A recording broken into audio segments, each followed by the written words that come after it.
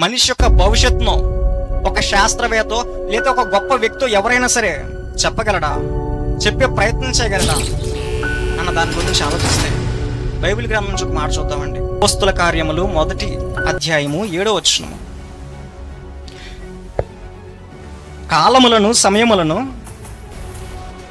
తండ్రి తన స్వాధీనమందు ఉంచుకుని ఉన్నాడు, వాటిని తెలుసుకొనుట మీ పని కాదు.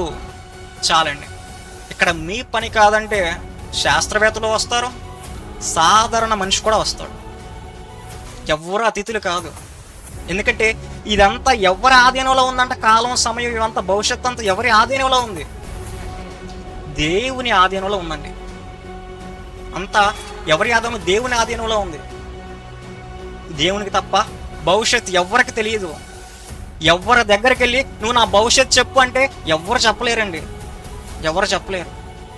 మరి మనిషి భవిష్యత్తు చెప్పాలంటే, మనిషి భవిష్యత్తు మార్చాలంటే ఎవరి వల్ల అవుతుంది? ఖచ్చితంగా దేవుని వల్లే అవుతుందండి. దేవుడే మనిషి యొక్క భవిష్యత్తుని చెప్పగలడు.